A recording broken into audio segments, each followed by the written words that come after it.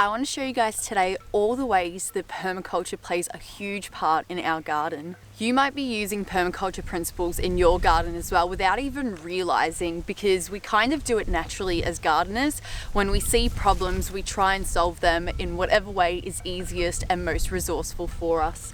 So right here in our garden, you can see that not one of our beds only has one monoculture. Every single bed in our garden is filled with lots of different plants. A lot of them are companions, some of them work well to do different jobs. For example, we try to plant beans and peas wherever we can, as once they finish their life cycle, they inject all that nutrients back into the soil. We try to integrate crops like garlic, carrots, potatoes, wherever we can, as they grow deep underground, and things like broccoli and leafy greens that grow up top, we can harvest them before the roots need to be harvested. So it just makes sense to be using all levels of your garden and your soil. The fencing around our property we're also using to grow bushes and shrubs and vines. So we've got our banana kiwi using a part of our property that was useless to anything else and really taking advantage of the sun. We've got our raspberry vines going up on the barbed wire to keep it safe but also delicious and kind of screen out the road from the garden beds. We have recently started to use the wood chips from our pathways in our garden beds and then putting fresh wood chips on the pathways. So essentially what we're doing is creating a compost system in our pathways where the weeds and the fresh wood chips can mix together and decompose into really incredible compost for our gardens. And also, by not putting fresh wood chips onto our garden beds, we're preventing that depletion of nitrogen from the beds. You might notice that we have a lot of logs that line the beds, as well as tea tree sticks sticking up as teepees and trellises. And the reason we do this is because it's a resource that we have abundant and available on our property currently. We have a lot of driveways that have been overtaken by little saplings, and by being able to cut them down but then put them to use back in our gardens is a really resourceful way to use that resource. And we found another use for the tea tree as well by creating little bundles that we can then use as fire starters. You'll see us very soon putting in a natural fence with some logs, some chicken wire that we have laying around, as well as some native grass that is going to keep the kikuyu grass out. So there's certain grasses that are invasive and you don't want in your garden, but there's also weeds that grow and try to replenish nutrients in soil in different ways too. So if you're finding weeds in your garden, that most likely means that your soil is deficient in something, and by breaking off the leaves of that weed and putting it back into the soil where it wants to grow, taking out the roots so that the plant doesn't grow anymore, you're helping your soil out in that way. You might also notice that at the end of all my beds, in the space where normally you wouldn't be using it to grow vegetables or anything else, I have flowers growing. Pollinators are a really important part of the ecosystem of the garden, and by encouraging them with flowers in spaces where I can't grow vegetables anyways is a really incredible way to include them in the system. I love the hakea tree at this time of the year because it's one of the few with flowers for the bees, and it buzzes in the winter.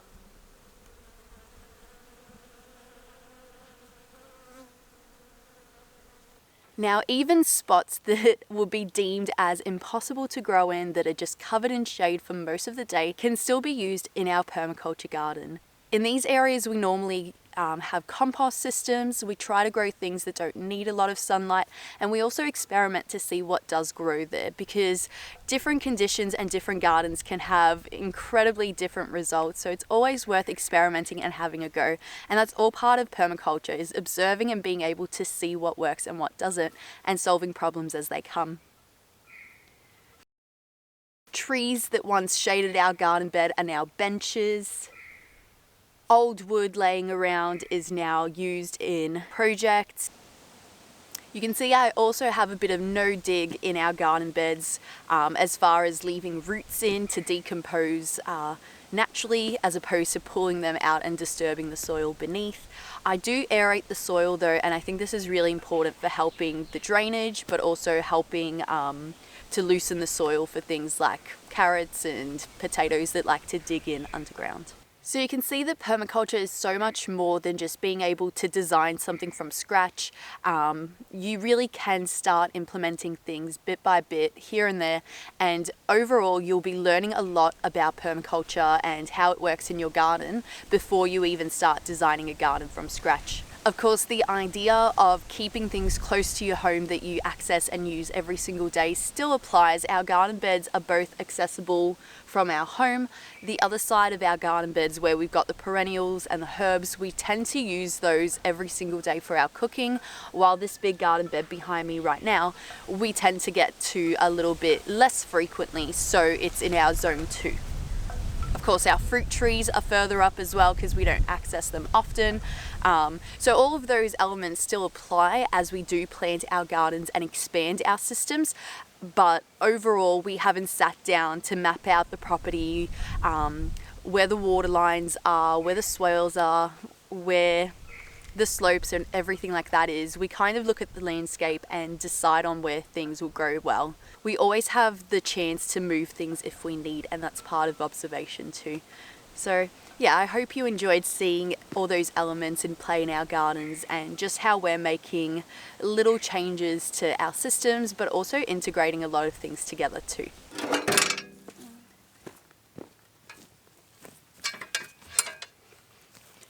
These sweet potato beds have been fantastic, and I really enjoyed having sweet potatoes here, but as you can see, they're kind of sagging away from each other because we never brace them in the middle. So we're going to redo these probably a little bit smaller. So my job is going to be to pull everything out of here. I'll probably use it up in the orchard, and then we'll fill these up again when we need to. Might as well harvest some sweet potatoes first.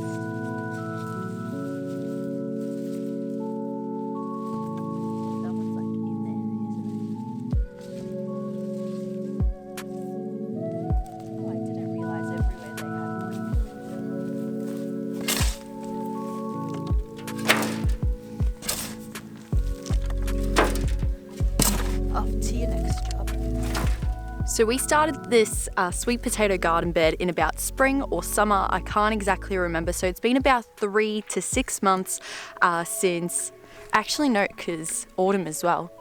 It has definitely been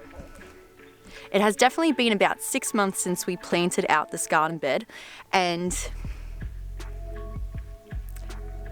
so now that I'm digging through it, we get to kind of see how the hugelkultur, or all those wood chips and branches down at the bottom that we put in to fill up the raised bed, because we didn't have enough soil and we didn't want to put that much in, we get to see how that's gone and whether it's decomposed or what's happened to it. And I'm pretty excited to show you guys what is going on here.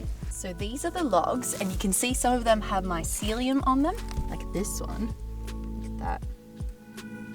Wowee. None of them have decomposed or anything, but they are definitely a lot softer and moister. As far as in here, I'm only just getting to the wood chip layer now. Check it out. And the soil I'm getting from it is pretty amazing. So I reckon with the mix of wood chips as well as big logs, it meant that the soil wasn't being depleted of carbon from below. There was enough in there that it didn't matter. And the wood chips down the bottom, the ones that did get moisture, which we had a lot of rains this season, were actually able to start decomposing those logs. But I don't think it's been long enough for them to fully be decomposing. I'm gonna have a go at putting them back into these beds though, and see what another 6 months does. All my sweet potatoes have been like either this size or teeny tiny like this one that I just harvested, and then I pulled out the last plant. Whoa. Now that's a sweet potato. I think all the dirt must have gone out this way. Hey look, there's another one. Oh, there's heaps here. All right, I'm gonna do some digging and harvest whatever I can of the sweet potato and then store it. But look at the vine. Isn't that weird? So I guess these are sweet potatoes that didn't quite have time. I'm gonna replant them somewhere else, as I said. or maybe back in this bed, just once I've reconstructed them. Also, heaps of my bulbs are coming through. Look, especially this black-eyed lily is the first one to peek through, but then I have some other little ones too.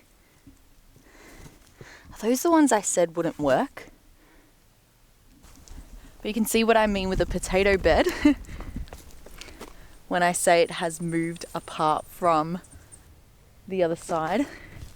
Like, it's pretty significant, so I'm going to take it apart and redo the beds, make them a little smaller, and probably put some braces in the middle to keep it together.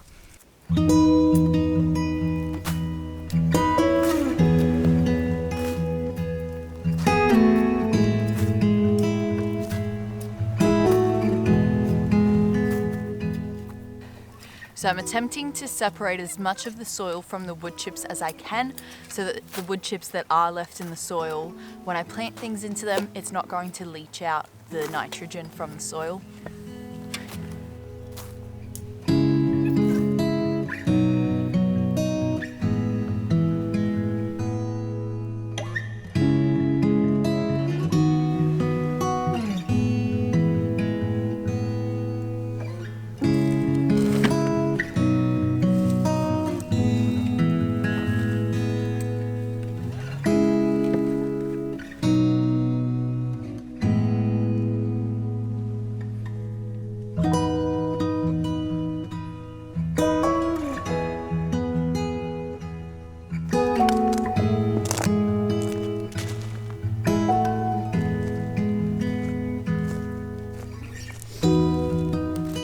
Most of the wood chips are breaking down really nicely around here. Hardly any left. Logs. Pallets that I'll turn into 3 new beds. So good.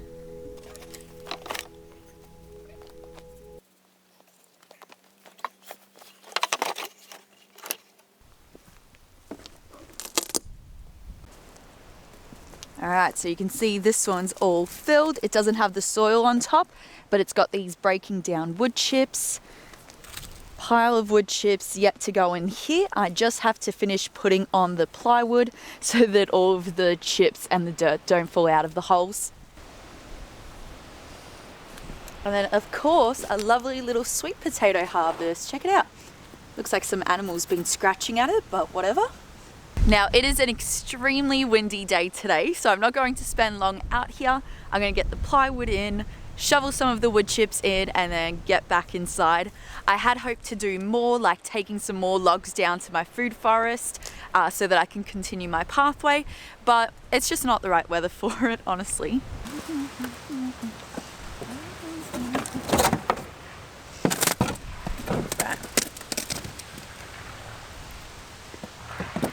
Every girl wants you to be a man. That's just annoying. Nope, nope. Ah, splinter. That one didn't go in. Shoot. But I'll lay right here till it's mine. That's really fucking annoying. There we go, that's one way to do it. Right here until it's mine. Whoa, that's a lot of cockroaches. 3.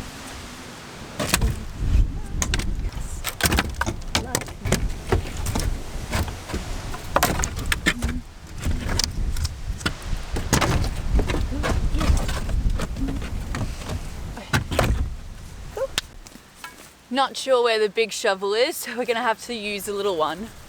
Whoops.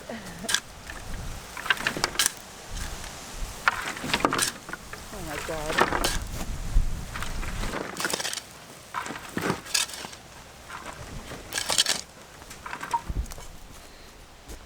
A lot more to go. So the temperatures around here are definitely dropping, and they're dropping quick.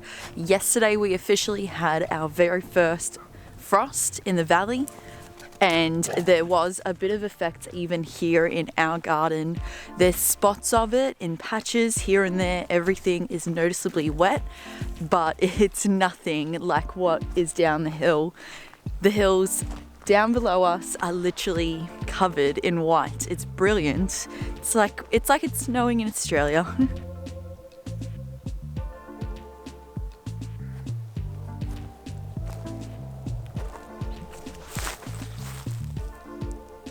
This lower part of the property has definitely been affected a lot more.